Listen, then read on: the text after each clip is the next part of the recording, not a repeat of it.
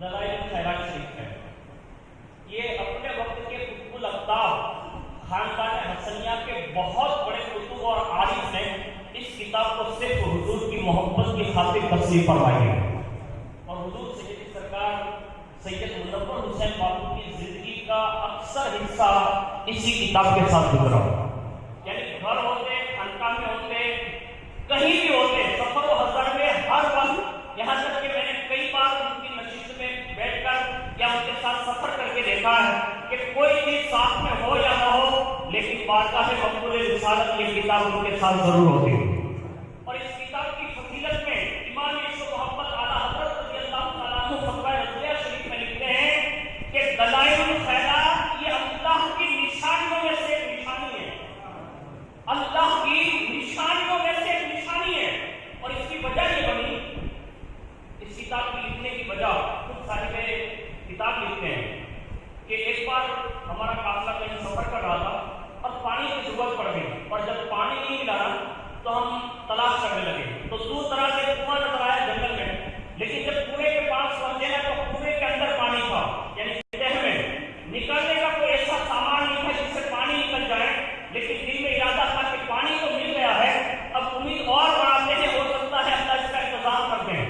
اسی جنگل کے راستے سے جو قریب میں کوئی مکانات ہوں گے تو وہاں سے ایک لڑکی دوڑتی ہوئی چھوٹی سی 4 سالہ تقریباً 8 سالہ بچی آئی اور اس نے دوڑتے ہوئے آ کر اس قافلے کو دیکھا اور دیکھتے ہی حضرت ابو عبداللہ محمد بن سلیمان کے چہرے کی طرف دیکھ کر کہا ایسا لگتا ہے کہ وقت کا ولی معلوم ہوتا ہے. اب کا چہرہ بتا رہا ہے لیکن قافلہ سامنے کوئی پریشانی ہے کیا؟ اب بچی کے سوال پر حضرت محمد بن سلیمان رضوی رحمۃ اللہ تعالیٰ علیہ نے کہا کوئی بڑی پریشانی تو نہیں ہے، لیکن نماز کا وقت اینڈ جانے کے قریب ہے اور وضو کے لیے پانی کا انتظام نہیں ہے، اور جو ہے پانی کی مل گیا ہے تو وہ تہ میں ہے اور نکالنے کا کوئی سامان نہیں. قربان جائیں اس چھوٹی سی بچی نے اسی شخصیت کو جن پر یہ کتاب لکھی، وقت کا کتب ہے، لیکن دنیا کو اللہ ایسے فیصلے کرواتا ہے دنیا میں کہ آنے والی نسلوں تک یہ پیغام پہنچے. میں بھی کبھی کبھی خیال کرتا ہوں کہ منور حسین بابو نے پوری زندگی اس کتاب کو کیوں پڑھا.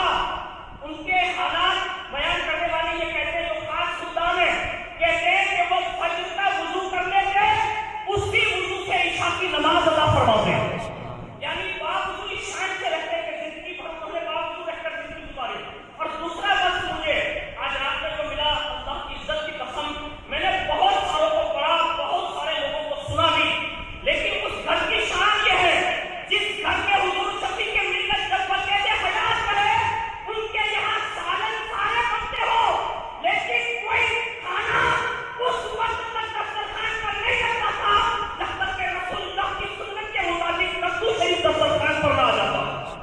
یعنی اس شان سے انہوں نے اپنے شہزادے کو پروان چڑھایا کہ انہوں نے حضور کی سنتوں پر ڈھالا، اور اس شان سے ڈھالا انہوں نے اس چیز کو کیوں قبول کیا. محمد بن سلیمان فرماتے ہیں وہ بچی میرے قریب آئی اور قریب آ کر اس نے کہا پانی کی تلاش ہے، پانی تو مل گیا، کہا نکلنے کا کوئی سامان نہیں. اس بچی کے اوصاف سنیں. وہ بچے نے اپنے لبوں کو جنبش کی، ہلائے، اور جیسے لبوں کو جنبش ملنا تھی اس سے تھوک نکالا جنبش کرنے کے بعد اور کنویں میں تھوک دیا. اور جیسے ہی تھوکا محمد بن سلیمان علیہ رحمۃ فرماتے ہیں کہ اسی وقت ایک ڈوڈلی ایک کنجالی کاری ہوئی اور کنویں کا بہتا پانی سطح پر آ گیا باقاعدہ، اور باقاعدہ بہنے کے قریب ہو گیا. اور ہم نے کمال دیکھا تو رہا نہیں گیا. ہم نے کہا بچی تھوڑی دیر ٹھہر جا، وضو کر کے نماز پڑھیں گے پھر تجھ سے کچھ سوال پوچھیں گے. اللہ اکبر. وضو کیا، نماز ادا کی، اور جیسے ہی نماز ادا کی اس کے فوری بعد اس بچی سے مخاطب ہو کر پوچھے، کہا بچی یہ تو بتا جب لب ہل رہے تھے تو کہتی کیا تھی. یہ منور حسین بابو کا زندگی بھر کا میں عمل بتا رہا ہوں. وہ بچی سے محمد بن سلیمان پوچھتے ہیں، اس کتاب کے لیکھک ہیں، یعنی ترتیب دینے والے. کہا پڑھتی کیا تھی؟ کہا جب لب تم نے ہلتے دیکھے نا. کہا ہاں. کہا پیارے مصطفیٰ کے دربار میں درود و سلام پڑھو، حضور کی بارگاہ میں درود و سلام بھیجے. کہا پھر میں نے حضور سے یوں عرض کیا کہ یا رسول اللہ آپ کی ذات کو ذات ہے جس کا لعاب اگر علی بن مرتضیٰ کی آنکھوں میں لگ جائے تو شفا مل جائے، قتادہ کی آنکھوں میں لگ جائے تو آنکھ درست ہو جائے، پنڈلی ٹوٹنے والے صحابی رسول کی ہڈی پر لگ جائے تو شفا پا جائے، کھاری کنویں میں پڑ جائے تو وہ میٹھے ہو جائے. حضور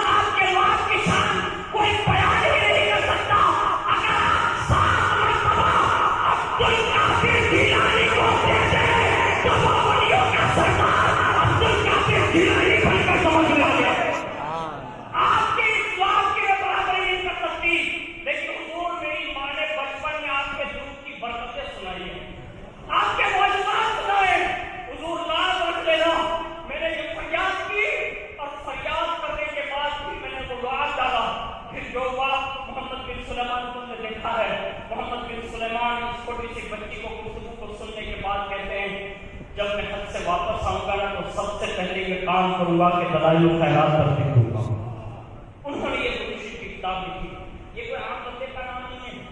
अल्हम्दुलिल्लाह ये खानवादाए रसूल में हसनी सादात के अजीमुल मर्तबत कुतुबुल अक्ताब थे और उनके कमोबेश 12,000 के करीब जो मुरीद थे वो विलायतों पर फाइज थे जिन्होंने मुकम्मल ये किताब लिखी।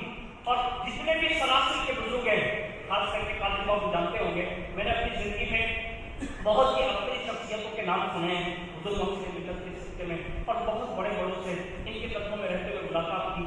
मैंने एक शख्सियत का नाम सुना था पहले कि जो इस किताब के आमिल थे और बाकायदा हाफिज भी थे, लेकिन अल्हम्दुलिल्लाह मुझे ये सुनकर फख्र हो रहा है कि मैं जिनके कदमों में रहा जिंदगी में वो मुनव्वर हुसैन कादरी भी इस किताब के आमिल थे और उन्होंने जिंदगी भर इसको पढ़ा। लेकिन सुने, उन्होंने जो अपनी जिंदगी का मरकज बनाया था और महवर बनाया था, उन्होंने जब भी अपना काम किया ना तो इस शेर के अंदाज में वो हुजूर से यूं कहते रहे कि उनके मंगतों की वो फहरिस्त में रखते हैं मुझे, उनके मंगतों की वो फहरिस्त में रखते हैं मुझे, मुझको मुहताज किसी का नहीं होने देते। और ये हकीकत है, उन्होंने अपनी जिंदगी का वो अनमोल तोहफा उम्मत के सामने गुजारा। उनकी सादगी देखो ना तो ऐसा लगता है कि अखलाक के नबी की तस्वीर नजर आती है। उनकी ज़बान के ताबिर से ऐसा बयान करते हैं। मैंने जब ये सुना ना तो हैरत हुई कि अल्लाह अकबर, शहजादों के दरमियान इस मर्द कलंदर की ये इजाजत है। वो कहते हैं कि जब भी जुमा खातरी मस्जिद में पड़ी और लोग मिलते तो उनके एक एक लफ्ज में शपथ तक करता करती थी। यानी जिनसे भी वो मिलते थे, चाहे वो बच्चा हो बूढ़ा हो, फेसबुक पर एक कमेंट देखी मैंने देखा तो मुझे भी मेरी माँ याद आई, लेकिन उस बंदे ने जो लिखा है वो हकीकत था। उसने कहा मेरी माँ के बाद सबसे ज्यादा मुझे जो इत्वा देता था ना तो वो मुनव्वर हुसैन कादरी दिया। आज भी स्टेज पर वो इतनी मौत थी, यहाँ तक कि हुजूर मौसी ने मिल्लत से जब एक जमाने में इंटरव्यू लिया गया और उससे पूछा गया कि इतनी उम्र में आपने इतनी बड़ी तरक्की कैसे कर ली, उन्होंने एक ही जुमला कहा, ये मेरे माँ बाप की तरबियत का असर है। जिन्होंने हमें और आपको मौसी मिल्लत जैसा बेटा दिया, वो अपनी शख्सियत की बात में हम खिलाफ पेश करने के लिए हाजिर हैं। लेकिन मैं जाते जाते ये भी अर्ज करूँ कि उन्होंने दुरूद शरीफ को आखिर अपना विरद क्यों बनाया। खास करके उनके कई औसाफ हैं, लेकिन उसने अखलाक में से ये था कि जिससे भी बात करते मोहब्बत से बात करते। नंबर 2, सलाम में पहल करके जो लोग जुमा के लिए लेकर जाते हैं गाड़ी पर, तो चाहे वो बच्चा मिलता, बूढ़ा मिलता, जवान मिलता, अमीर मिलता, गरीब मिलता, यहाँ तक के कोई बेटा जिसको कोई नहीं पूछता ना, मुनव्वर हुसैन बाबा जरूर उसे सलाम करते थे। यानी हुजूर की सुन्नतों के हवाले से उसका एहसास सुने। मैं रमजान शरीफ का खतरा कादरिया रज़िया में कुछ खिदमत के लिए हाजिर था और बातें खराबी, उन्होंने मुझसे इरशाद फरमाया, कहा कि एक बात मालूम करनी है। मैंने फरमाया, उन्होंने कहा कि हम हर चीज़ जो करते हैं वो हुजूर के तरीके पर करते हैं, सुन्नतों के मुताबिक। मैंने कहा मुझे एक अमल मालूम करना है। मैंने कहा फरमाया क्या होगा? इरशाद फरमाया, हुजूर ने चावल तनावुल फरमाई नहीं। यानी दुनिया चावल खा रही है, पूरी दुनिया चावल खा रही है। ये चावल के बारे में ये सवाल किसी के मन में नहीं आता। जो दुरूद शरीफ शामिल होता है, हुजूर से जिसको इश्क हो जाता है, फिर वो जिंदगी के दिन नहीं गिनता, फिर वो हुजूर की सुन्नतों की तलाश करता है कि जिंदगी के इस तलाश में सबसे ज्यादा ऐसे नमाज तुम्हारे जाए जिससे हुजूर की सुन्नतें जिंदा की जा सके। मैंने बड़े बड़े पहले इल्मों को देखा है, हम लोग सब डट के खाते हैं, इसमें कोई राय नहीं। लेकिन बात अर्ज कर रहा हूँ, कभी कोई ऐसा सवाल नहीं जहन में आता कि मर्द कलंदर तन्हाइयों में रहकर के हुजूर की सुन्नतों की तलाश कर रहा है। और फरमाया कि आप ये किताब देखें, अल्लाह अकबर, उनके कदमों की बरकतों की वजह से मैंने जब पेश किया तो बड़े खुश हुए। मैंने कहा हुजूर इतनी खुश किस बात की? फरमाने लगे, पहले भी चावल खाते थे, आज भी चावल खाते हैं, लेकिन आज से दोहरा सवाब मिलेगा। यानी हुजूर की सुन्नत को पता चल गई, ये उनके एहसास थे, उनका इश्क रसूल था। और इश्क रसूल में खास करके उनके जो 2 अमल थे जो हम सब के लिए लायक होती है। जैसे ही जोहर की नमाज होती है, जोहर की नमाज से लेकर असर तक बाकायदा रोजाना कुरान अज़ीम की तिलावत होती है। अब ये 2 काम जो है ना वो सब पर भारी है, मौलाना पर भी भारी है, आम आदमी पर भी भारी है, सब पर भारी है। पाबंदी के साथ नमाज पढ़ना और पाबंदी के साथ कुरान की तिलावत करना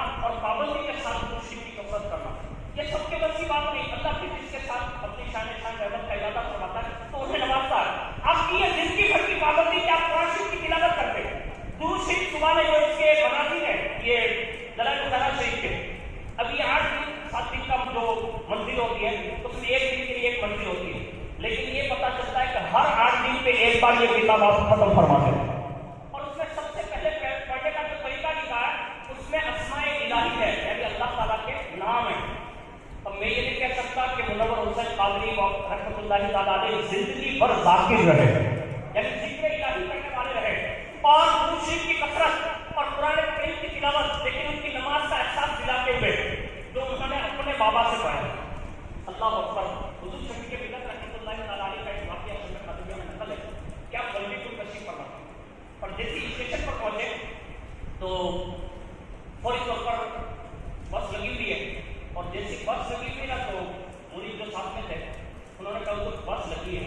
اب بس لگی ہوئی کہا تو کہا بس تو لگی ہے لیکن نماز کا وقت نہیں ہو گیا، تو نماز پڑھی۔ اب مرید کو خدشہ ہو گیا، ساتھ میں تھے کہ اگر حضور شفیع ملت نے نماز پڑھی تو بس جانے کا پورے پورا خطرہ ہے، اور ظاہر سی بات اسٹیشن پہ جو بسیں رکتی ہے تو چند لوگوں کے لیے۔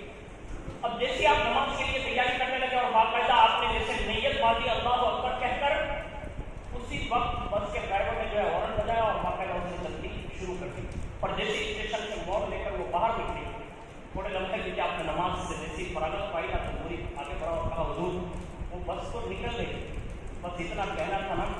تو حضور شفیع ملت کا پیارا جواب یہ تھا کہ ہم نے اس رب کے لیے کام کیا ہے جو اس کا ہے، اب وہ ہمارا کام ضرور مکمل فرما دے، یعنی ہمارا جو کام تھا ہم نے اس کے لیے کر دیا، اب وہ ہمارے کام کے لیے ضرور کرم کرے گا۔ بس اتنا کہا اسٹیشن سے باہر نکلے، ابھی پہلا موڑ نہیں ہو رہی تھی کہ وہاں بس بند پڑی ہوئی ہے، ڈرائیور پہنچ چکا، یہ ڈرائیور کے ساتھ کاریگر اسٹیشن سے پہنچ چکے ہیں، سارے کاریگروں نے اپنی کاریگری اپنا لی، بس شروع نہیں ہوئی، قادری شہزادے نے ابھی قدم رکھا بس اسٹارٹ ہو گئی۔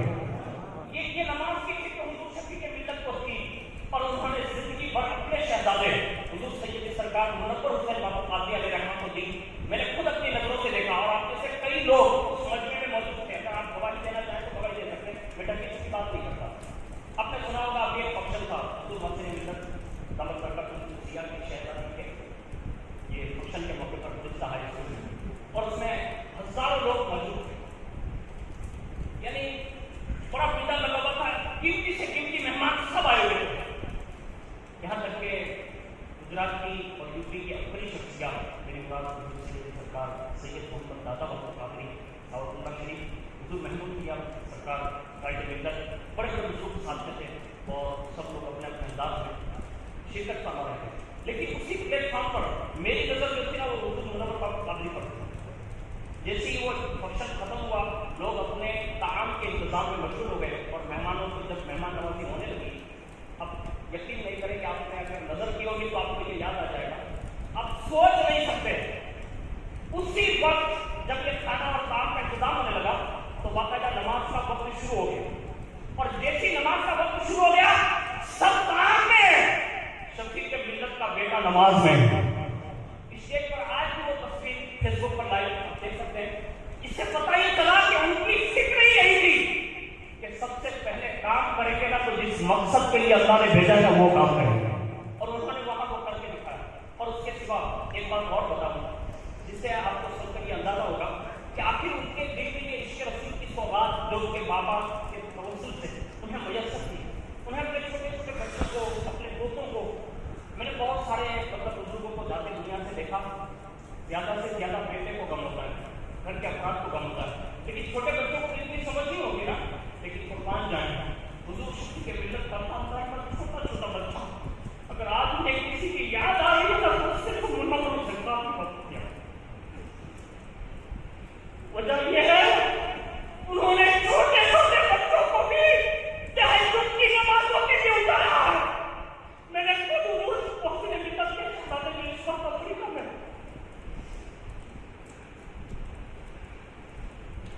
اس وقت وہ افریقہ میں کئی بار میری مسلم بات اور ان کی بارے میں کبھی کبھی بات چیت ہوتی ہے، اور میں عرض کرتا ہوں دادا کے تعلق سے کچھ باتیں تو فرماتے ہیں کہ میں بچپنا اور آج بھی میں دادا کے قرب میں رہتا ہوں، دادا کے ساتھ رہتا ہوں۔ ہم نے اور آپ نے بھی دیکھا ہوگا کہ حضور شفیع ملت اپنی زندگی میں اگر ساتھ لے کر کسی کو رکھتے تھے تو انہیں ہم حضور حسین ملت کہتے ہیں، اور منور حسین قادری باپو جی سے ہم ساتھ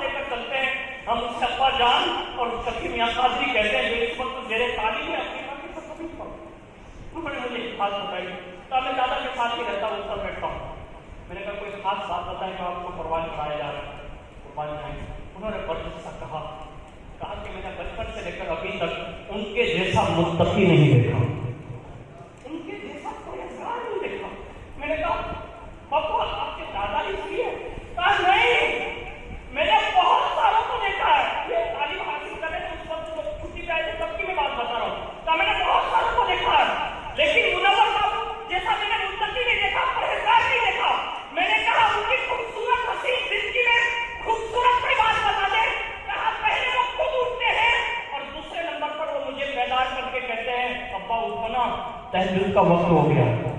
यानी जो अपने पोतों को भी तहज्जुद का दर्स देता, इससे बड़ा उनकी मौत होगा। और उनकी नजाकत, उनकी तहारत, उनका तकवा, उनका इखलास। उन्हें वालों लोग कहते हैं मोहसिन मिल्लत के बाद इस मरहूम दुनिया से तशरीफ ले गए, और काफी हकीकत के साथ यह अर्ज होता है हम सब के सर से बेहतरीन बाप का साया हो चुका है। और ये आजमाइशों की मालूम है कि अल्लाह का दस्तूर है, अल्लाह की शान सबसे खास मजलूम की जो है वो आजमाइश फरमाता है। ये आजमाइश होती क्यों है? इसलिए नहीं माज़अल्लाह रब्बिल आलमीन, खास लोगों की जो आजमाइश हम उसको उठाकर पढ़े। यानी अंबिया किराम ने खुद हुजूर ने ये कहा कि सबसे ज्यादा मसाइल व आलाम अगर किसी पैगंबर पर उतरे हैं तो वो मुझ पर नाज़िल किए गए, इसलिए कि जिसका रुतबा जितना बड़ा होता है उतनी बड़ी आजमाइशों से गुजारा जाता है। और उसके सिवा अंबिया किराम को देखें, अब ये चंद रोज अदालत मैं भी कभी कभी सोच रहा था, और कई बार मुलाकात आपने भी बयान करते हैं और घर के अफराद की उनकी कोई सफर की कभी तमन्ना नहीं रही। शहजादे बाहर तक का दूर तक सफर फरमाते हैं, इन्होंने मुल्क की, लेकिन उनकी कोई तमन्ना रहती नहीं। अगर उनसे कहा जाता कि कहीं चलना है तो फौरन फरमाते मदीने चलते हैं। यानी अक्सर बात एक ही तमन्ना। अभी ये लॉकडाउन से पहले तक जो ये अय्याम गुजरे तो कुछ अदालत की बुनियाद पर नहीं जा सकते थे, तो अक्सर फरमाते थे कहा दुआ करो कि मदीना जाने का सबब बन जाए, मदीना जाने का सबब बन जाए, हज में जाने का सबब बन जाए, उम्रा जाने का सबब बन जाए। मैं कभी कभी सोच रहा था कि हकीकत में जो उशाक होते हैं ना तो फिर उन्हें शान से बुलाया भी जाता है। यानी 10वीं जिल्हिज्जा को आपका जाना, दुनिया से तशरीफ ले जाना, ये इस बात की दलील है कि अल्लाह के खास मुकर्रब बंदों की जो दिली चाहत होती है और दिली कैफियत होती है। दुनिया की एक बड़ी शख्सियत जिसे हम साहिब बहार शरीयत कहते हैं, जब वो अहमदाबाद आए ना तो अहमदाबाद की मस्जिद में वो तख्त लगे हुए हज़रत शाह आलम बाबा की मस्जिद में जहाँ दुआ कबूल होती है, अल्लाह अकबर। उन्होंने दो गाना अदा की, उनके साथ जो सही है मुफ्ती साहब से उन्होंने पूछा, कहा मुफ्ती साहब हमदर्द अली साहब कहाँ? हाँ। कहा दो रकात तो पढ़ने दुआ मांगी? कहाँ? हाँ। कहा क्या दुआ मांगी? कहा अल्लाह हर साल हज अता फरमाए। ये सदरुल शरिया ने कहा मैंने ये दुआ की है कि अल्लाह हर साल मुझे हज अता फरमाए। अल्लाह अकबर। उसके बाद लिखा है कि जब आपकी ये दुआ कबूल होगी ना तो बाकायदा यूपी से आप बम्बई की सरजमीन पर तशरीफ लाए, अभी कश्ती में सवार होने के लिए तैयारी कर रहे हैं, कुर्बान जाए। उस वक्त उनकी जो है अनवर जो है कब से उनकी से प्रवास करती है। लोगों ने ये बर्जस्ता कहा कि अल्लाह से उन्होंने जो दुआ मांगी थी कि मैं हर साल हज करता रहूं, तो उन्होंने खुद ही हदीस पाक अपनी किताब में लिखी है कि जो हज के इरादे से निकले और उसी सफर में मर जाए तो अल्लाह कयामत तक उसके नामे अमाल में हज का सवाब अता फरमाता है। तो मुनव्वर हुसैन बाबू कादरी का इस अजीम दिन में जाना, अल्लाह अकबर, ये उनकी दिल चाहत। और एक शेर जो है उन्होंने लिखा है जो वो अक्सर पढ़ा करते हैं, और आला हज़रत रज़ी अल्लाह तआला अन्हु के कलाम से बड़ा शख्स था, और मदनी चैनल पर वो अक्सर बेशतर अपना वक्त बिताते हैं और हुजूर के कलाम पर तबसरा पढ़ाते हैं, अल्लाह अकबर। तो ये उनका इश्क रसूल था कि उन्होंने उस अदालत में भी मौत का खौफ नहीं किया, हालांकि पूरी दुनिया सहमी हुई है। दवा करने में डॉक्टर से मुखातिब होकर कहा अगर मुनव्वर हुसैन कादरी की लिखी है तो तू बचा नहीं सकता, यानी अगर नहीं लिखी है तो दुनिया की कोई ताकत मार नहीं सकती। मौत से बेगाना और बेखौफ बंदा ऐसे नहीं होता, उसकी तो तमन्ना होती है कि मौत जल्दी आ और लब्बे कह जा, इसलिए कि तेरे साथ मुलाकात के बहुत फौरन बाद अगर किसी से मुलाकात होती है तो आमिना के लाश से मुलाकात होती है। ये उनका इश्क रसूल है, और उनके इश्क रसूल की मस्ती आज भी अल्हम्दुलिल्लाह उनकी नस्ल में पाई जाती है। मैंने खुद हुजूर मौसम मिलत के मुख्तसार में कुछ नकल भी किया है, और बाकायदा आज भी हम अपने कानों से सुनते भी हैं, और जितने भी तजर्बात रखते हैं उनको पता हो میں نے کئی افراد کو یہ کہتے ہوئے سنا کہ الحمدللہ پیر و مرشد کی برکتیں کیا ہوئی، کئی بار رسول اللہ کا دیدار نصیب ہوا۔ کئی افراد ایسے ہیں جنہیں حضور غوثیت پاک کا دیدار نصیب ہے، لیکن الحمدللہ اس خاندان کی یہ شان رہی ہے، امام حسن مصطفیٰ کی شہادت سری کے مطابق وہ کبھی اظہار نہیں کرتے، اپنی محبت کو جو ہے دل ہی میں رکھ کر حضور کے دربار میں عریضہ پیش کرتے ہیں۔ اور حضور منور حسین قاضی علیہ الرحمٰن نے اپنی زندگی کا جو انمول تحفہ ہمیں اور آپ کو دیا، درود شریف کی کثرت کرنا ہے۔ ہم سب یہ نیت کریں گے دل میں، انشاءاللہ اللہ اگر توفیق دے گا تو گھر گھر تک ہم دلائل خیرات شریف پہنچائیں گے، اور جو لوگ اس کو پڑھتے ہیں ان کو مبارکباد ہے، ان تک بھی پہنچائیں گے، اور ساتھ ساتھ میں اس کے عامل کرنے کی کوشش کریں گے، یعنی اس پہ عمل کریں گے۔ اس لیے کہ ان کے اس محفل میں آنے کے بعد اگر ہم نے درود شریف کی صرف 100 بار بھی نیت کر لی نا تو میں یہ کہتا ہوں یہ بھی نفع سے خالی نہیں۔ اس کا ایک واقعہ سنیں کہ حضور صلی اللہ علیہ وسلم کی شفاعت کے حوالے سے آپ کو سماعت فرمائی۔ حضور نے فرمایا قیامت کے دن سب سے پہلی شفاعت میں اپنی اہل بیت کی کروں گا، اور میری ساری اہل بیت حوض کوثر پر کھڑی ہوگی، اور جب میرے امتی آئیں گے نا تو باقاعدہ انہیں اس شان سے وہ حوض کوثر سے سیراب کریں گے۔ اور ایک روایت کا حضور صلی اللہ علیہ وسلم کی خادمہ کا ہاتھ بیان کیا گیا ہے جس میں یہ الفاظ منقول ہے، فرمایا گیا ایک حضور کی خادمہ تھی اور خدمت کیا کرتی تھی، بڑے ناز کے ساتھ فخر کرتی تھی کہ اللہ نے مجھے اس دربار کا خادم بنایا، رسول اللہ کا گھر، رسول اللہ کا گھر ہے، اللہ اکبر۔ وہ خادمہ کام کیا کرتی۔ ایک بار کسی نے گستاخی کرتے ہوئے کہا فلاں بنت فلاں تو یہ فخر کرتی ہے کہ تو ان کے گھر کی مطلب خادمہ ہے، تجھے وہاں کچھ نہیں ملنے والا۔ بس اتنا سننا تھا، خادمہ کے دل پر ایک چوٹ لگی، وہیں سے واپس مڑی اور حضور کے دربار میں حاضر ہو کر عرض کیا یا رسول اللہ مجھے فلاں نے یوں کہا، بس اتنا کہنا تھا۔ اب حضور کی عادت کریمہ تھی، حضور جب مسجد نبوی میں تشریف لاتے تو بڑی شان سے تشریف آتے، لیکن آج حال یہ ہے کہ چادر مبارک کا کونا جو ان کی چادر ہے، میں تو صرف سمجھانے کے لیے عرض کر رہا ہوں، ورنہ ان کی چادر بڑی معزز ہے، یہ کونا جو ہے نا وہ زمین پر بچھڑ رہا تھا اور حضور کے کندھے مبارک پر چادر ہے اور چہرہ انور سرخ ہے۔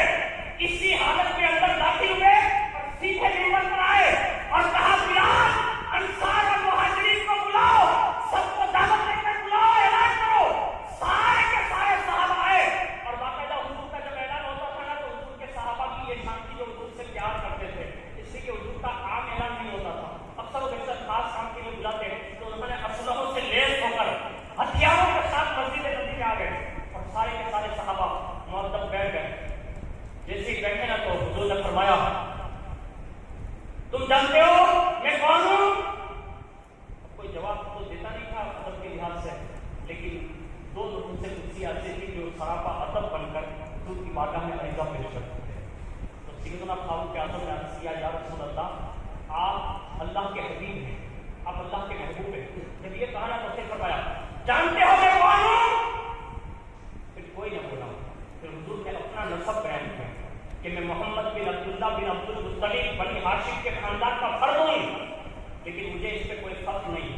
سن لو میں تمام انسانوں کا سردار اور انبیاء کا سردار ہوں، مجھے اس پہ بھی کوئی فخر نہیں۔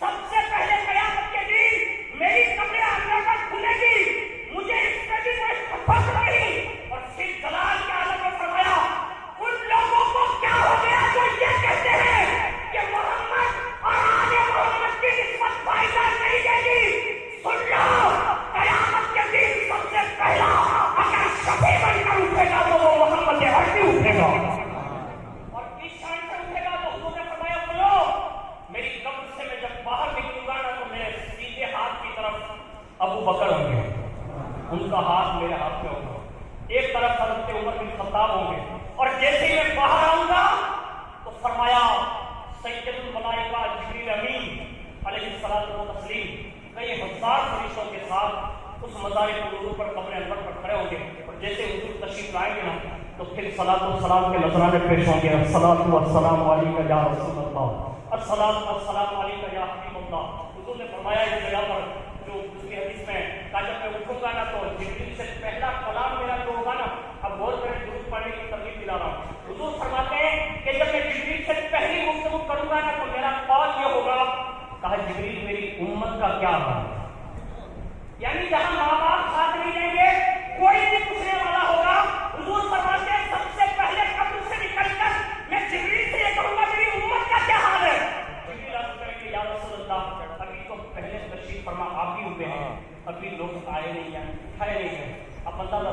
حضور نے اس وقت اس خطبے میں ارشاد فرمایا کہ اس حدیث کو میں نقل کر رہا تھا، فرمایا کہا ان لوگوں کو کیا ہو گیا تو یہ کہتے ہیں کہ محمد اور آئے محمد کی نسبت فائدہ نہیں دے گی؟ سنو، قیامت کے دن سب سے پہلا شفیع میں ہوں گا اور میرے پاس میری وجہ سے اللہ انبیاء کو عزت دے گا۔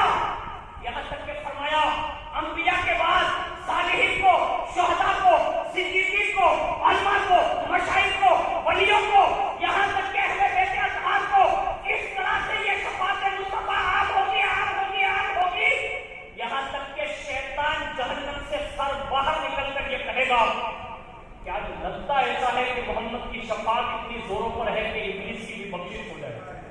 یعنی یہ ملعون کو بھی یہ امید بن جائے گی۔ میں کہتا ہوں جو قیامت کے بعد تک کے لیے ملعون ہے، جب اس کی امید کی کرن شفاعت پر پڑتی ہے تو یہ حال ہے، اور جو قادری سلسلے کے مرید ہوں گے ان کی شان کیا ہوگی؟ ان کے لیے شفاعت کا دروازہ کس شان سے کھلے گا؟ ارے قادریوں، اپنی قسمت کا ناش کرو۔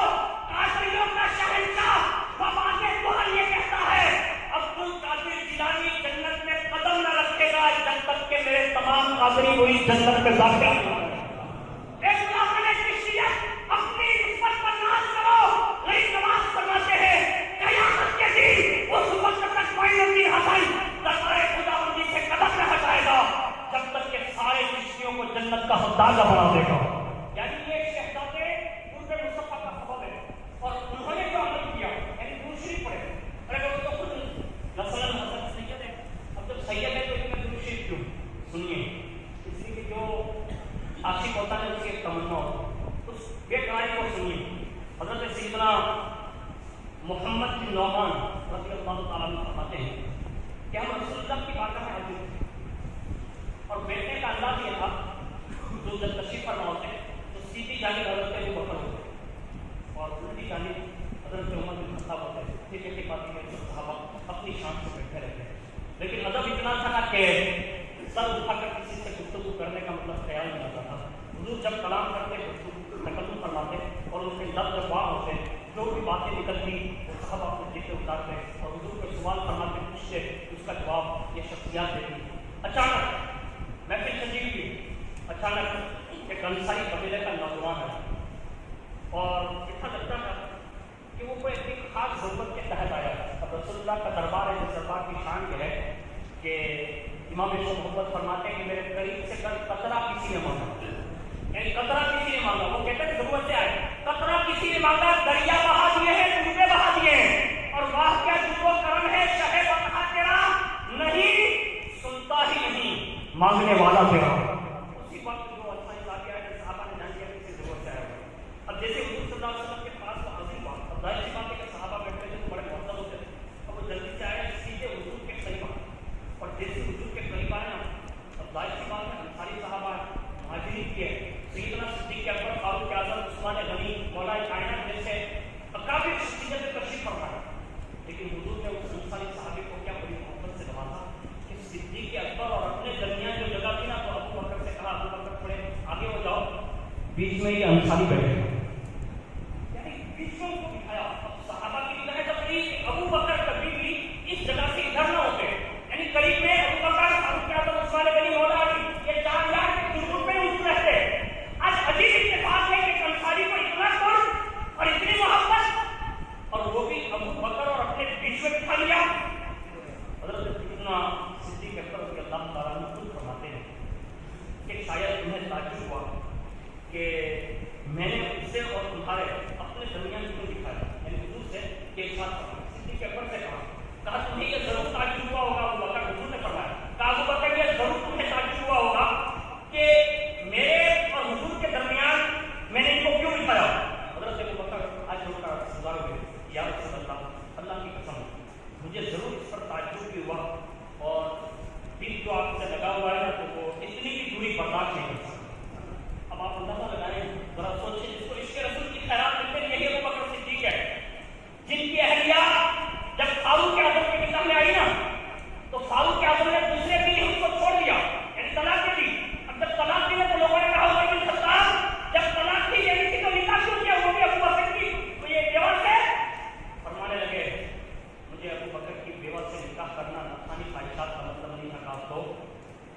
ابو بکر کا ایک عمل معلوم کرنا چاہتا تھا جو بیوی کے سوا کوئی نہیں بتا سکتا، اور میں نے وہ معلوم کر لیا. کہا وہ عمل کیا ہے؟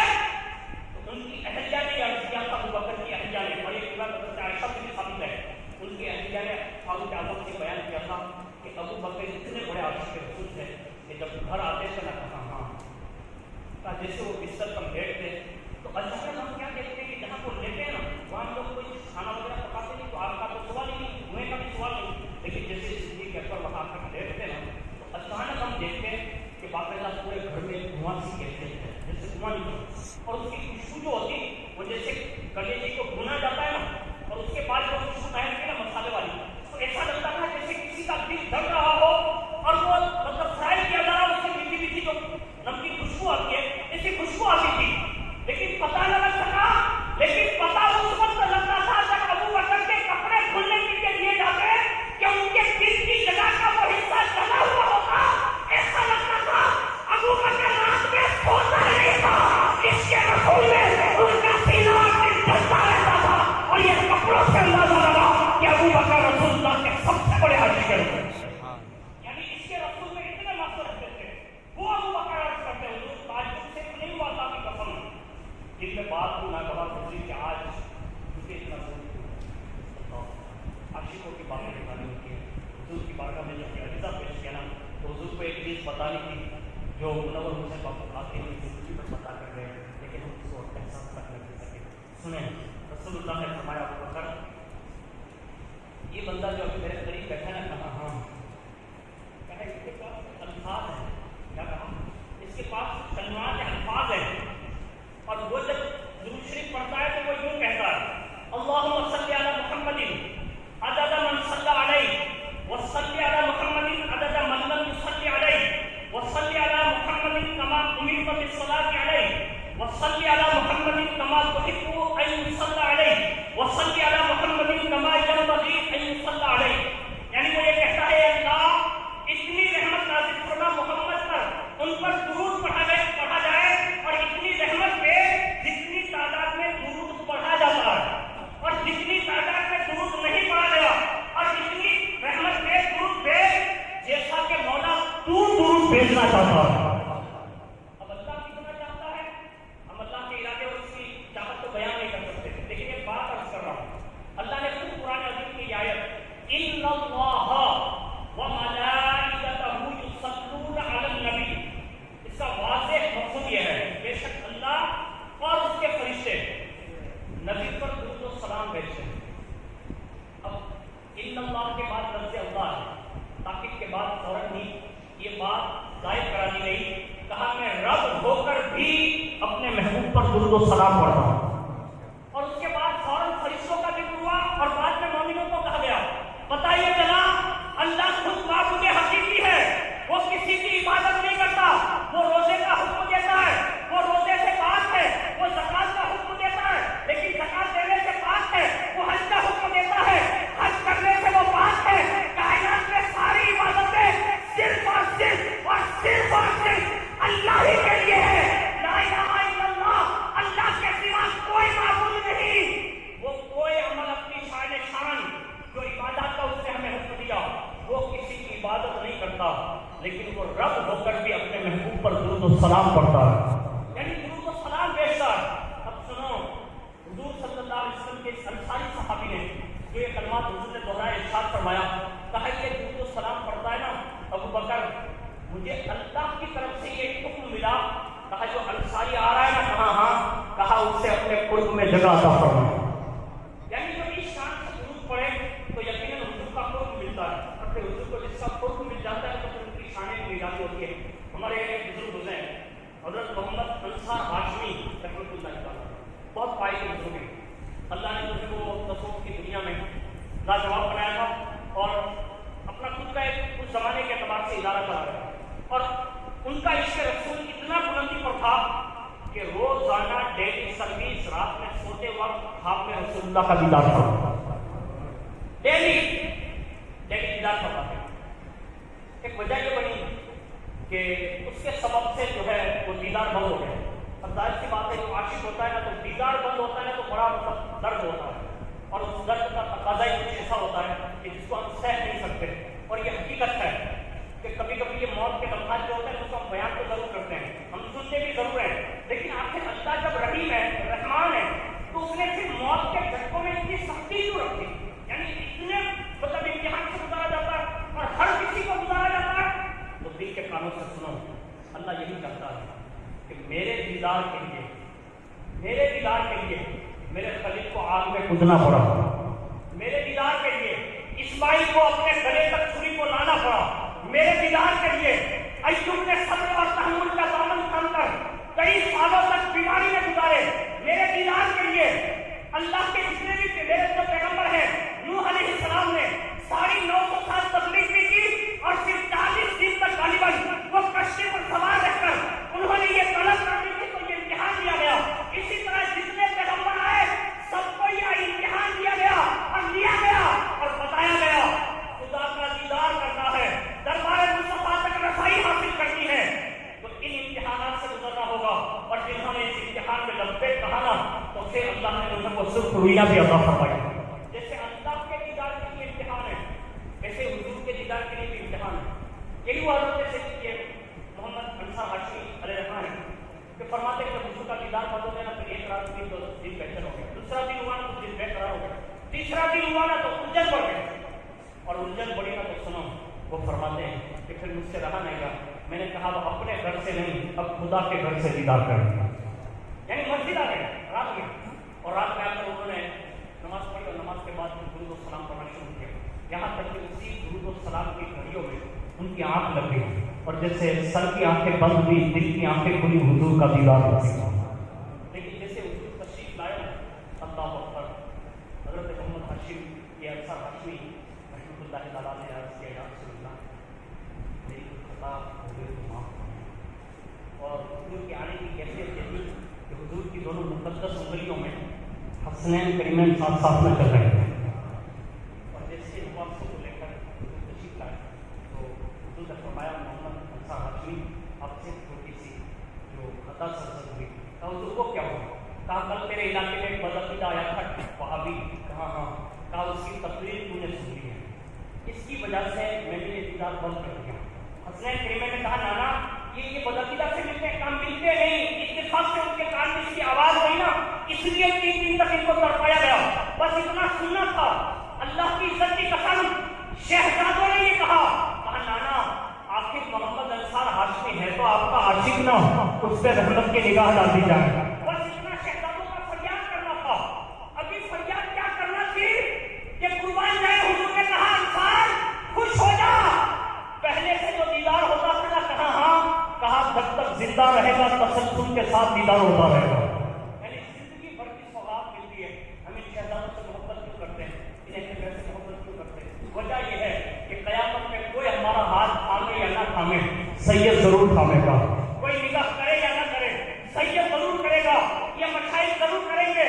اور ان کے نانا کو اللہ نے وہ رتبے عطا فرمائے ہیں, ان کے خاندان میں 5 نصوص قدسیہ کائنات میں وہ ہستیاں ہیں کہ جن کو اللہ نے یہ خاص رتبے عطا فرمائے کہ سارے کے سارے لوگوں کو, خاص کر کے میں جو سارے لوگ عرض کر رہا ہوں نا ان سارے لوگوں میں انبیاء بھی جاتی ہیں. میں جو عرض کر رہا ہوں انبیاء کو بھی اگر قیامت کے دن کسی کی ضرورت پیش آئے گی تو وہ پنجے تلے پاک میں سے رسول اللہ کی ذات والا تھا.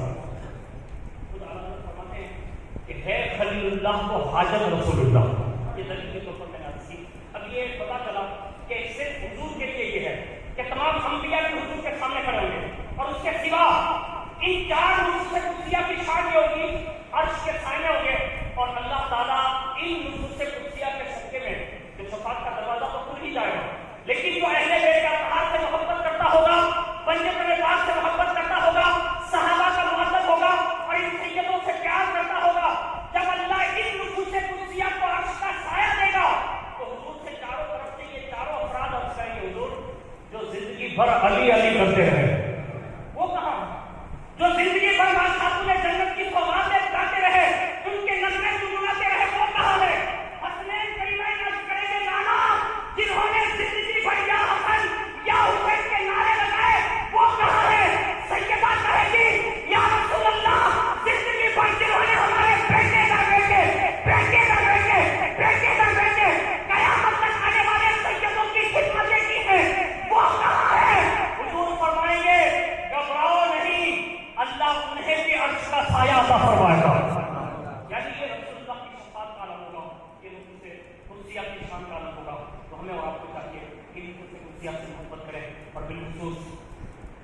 جس عظیم المرتبہ بارگاہ میں ہم خیال پیش کرنے آئے ہیں، ان کے زندگی کے طرز عمل کو اپناتے ہوئے ہم اور آپ سب جو ہیں دروشی کی کثرت کریں گے، قرآن کی تلاوت کریں گے اور اللہ کی توفیق سے نماز کی بھی انشاءاللہ پابندی کریں گے۔ وما علینا الا البلاغ السلام۔